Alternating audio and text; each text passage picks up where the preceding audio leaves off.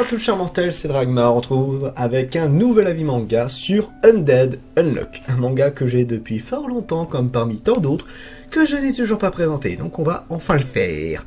Alors Undead Unluck, c'est un shonen suspense fantastique fait par Tozuka Yoshifumi. Nous suivons l'histoire de Fuko, une jeune fille qui apparemment porte malheur et qui voudrait se suicider.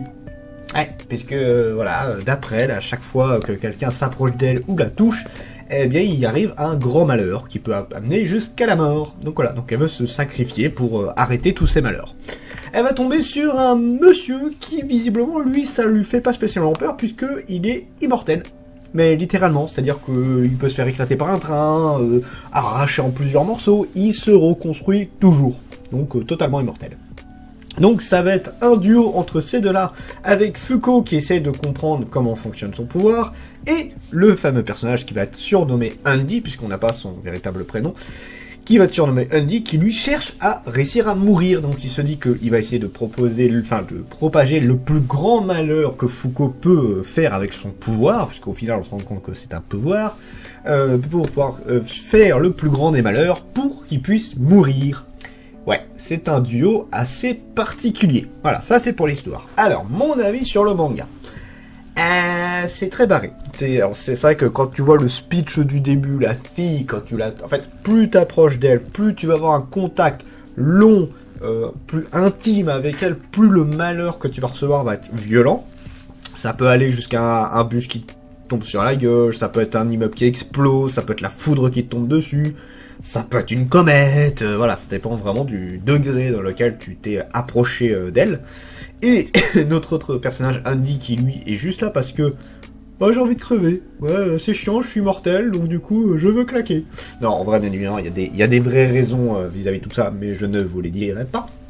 Vous allez devoir lire le manga pour le savoir. Donc voilà, c'est un duo assez particulier. Alors, je vais spoiler un petit truc parce que c'est quand même important d'en parler. Nos deux petits personnages vont être appelés à se rencontrer d'autres undead. Parce qu'en gros, c'est un petit peu l'appellation des personnes qui ont ce genre de capacité. Ce sont des undead qui ont chacun un pouvoir. Alors ça peut être plein de trucs, ça peut être le contrôle de la matière, ça peut être figer une personne qui sont en face d'eux, ça peut être l'immortalité, ça peut être les malheurs. Ça peut être le fait de tout trancher, ça peut être un truc de tout éclater autour de lui. Bref, la décomposition, il y a plein de pouvoirs différents et plus ou moins dangereux selon comment on s'en sert. Donc voilà, ça c'est le truc vis-à-vis de tout ça. Et en fait, ils vont être intéressés, cette organisation. Il y a une organisation, enfin il y a plusieurs organisations, mais il y en a une en particulier qui est plus ou moins là pour défendre la Terre, qui va être intéressée par Fuko et Andy. Sauf que pour rentrer dans l'organisation, il faut qu'il y ait des sièges de libre. Ce qui n'est pas le cas actuellement. Donc si on veut pouvoir rentrer dans l'organisation, il faut éliminer des membres pour pouvoir prendre leur place. Tout simplement. Ouais, c'est plutôt mignon comme principe pour rentrer dans un endroit. Imaginez notre société actuelle, voilà, tu veux rentrer à Disney. Ah non, désolé, on est plein, mais si tu tues une personne, peut-être qu'on te laisse rentrer. Ok, voilà, c'est un peu l'idée, hein. Donc ouais, c'est très barré. C'est très barré, mais on va quand même si le scénario a l'air complètement con, de base, de premier abord, c'est pas trop le cas. On a des trucs totalement débiles, mais on est vraiment dans un truc assez sérieux, puisqu'on est plus ou moins dans comment sauver le monde, comment contrôler ces pouvoirs qui sont capables de détruire des villes entières, détruire tout ce qu'il y a dans les environs. Donc voilà, c'est pas quand même de la gnognotte. Donc oui, on est quand même dans des choses assez sérieuses. C'est le début qui est plutôt complètement con, et on a quelques phases un petit peu débiles, mais ça reste quand même très sérieux. C'est un manga que j'ai beaucoup aimé, alors que là j'ai mis en pause actuellement, on en est au 9e tome, c'était pas volontaire, hein. Franchement j'aimerais beaucoup reprendre la série, mais j'ai un gros retard, faut vraiment que je m'y remette. Dès que je peux, hein, c'est comme tant d'autres séries qu'il faudrait que je reprenne, la Galaxie, les trucs du genre, où malheureusement pour l'instant je ne peux pas me le permettre, ça viendra avec le temps. Voilà, une série qui est vraiment très très agréable, des personnages qui sont très marquants, vraiment bien aimés. On va passer directement au potentiel du manga pour que je puisse développer un peu plus là-dessus. L'histoire, alors comme je l'ai dit, c'est assez classique, c'est je veux dire le truc avec les pouvoirs, ce genre de truc là. On est plus ou moins dans la lignée des Toriko, ce genre de truc, vous savez, avec voilà, une personne qui a un pouvoir, qui va rencontrer d'autres personnes, qui va être liée à une organisation, des trucs du style, et avec des quêtes, etc. Bon, c'est pas tout à fait ça, mais voilà, c'est un petit peu le schéma habituel qu'on peut avoir, sauf que là, voilà, c'est des pouvoirs complètement barrés, si on peut dire ça comme ça. Donc voilà, l'histoire est assez classique, c'est clairement pas ça qui fait la grande force du manga, même si j'avoue que les pouvoirs sont voilà, pas forcément les plus originaux, mais qui sont quand même vachement bien travaillés, notamment l'immortalité en tant que telle de notre très cher Andy, il s'en sert d'une manière très particulière, mais qui est vachement drôle. C'est vachement drôle. Disons que c'est dans le principe. J'adore ses attaques, comment c'est foutu. Ça peut être complètement con, mais vachement bien. Vachement puissant. Les personnages, c'est surtout ça le gros point fort du manga, c'est les personnages qui sont vraiment ultra marquants.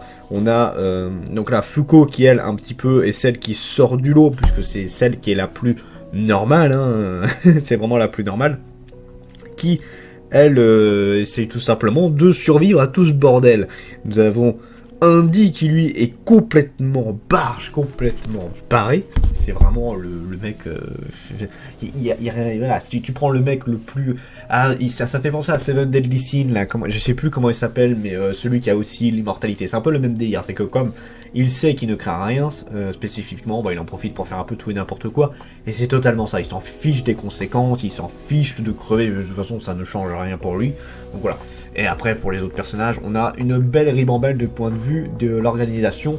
Pour les ennemis, ce sont des ennemis assez classiques, mais voilà, c'est vraiment les deux personnages principaux qui font la grande force pour moi de ce manga-là.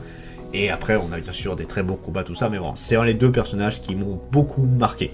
Le dessin est assez classique, c'est pas le dessin de la mort qui tue, on a quand même un chara-design des personnages qui est quand même vachement bien travaillé, ça, il y a rien à redire là-dessus. Et pour ce qui est de l'environnement, de comment ça s'enchaîne, ce genre de trucs là, oui, c'est vraiment très bien travaillé. Ça, je trouve que c'est plutôt bien fait. Mais après, ne vous attendez pas à des gros dessins de malades. Enfin, c'est pas des gros dessins de malades. Quand je dis ça, c'est surtout des gros décors. C'est vraiment de la baston, donc vous allez avoir beaucoup d'explosions, beaucoup de trucs qui t'en mettent plein la gueule, mais voilà, les décors ça reste le plus soft possible, on va pas avoir des dessins de fou sur le décor. Après, est-ce que c'est important pour ce genre de manga là? Pas spécialement, t'es pas là pour contempler le paysage, t'es là pour qu'on t'en mette plein les mirettes, et à ce niveau là, enfin sur les personnages et sur la baston, et à ce niveau là je trouve qu'il fait très bien le taf. Jusqu'où le manga peut aller, 15 tomes au Japon, on en est à 9 en France, moi je m'étais arrêté au 6-7e tome si je dis pas de bêtises. On a plutôt un bel enchaînement dans de tout ce qu'il y a.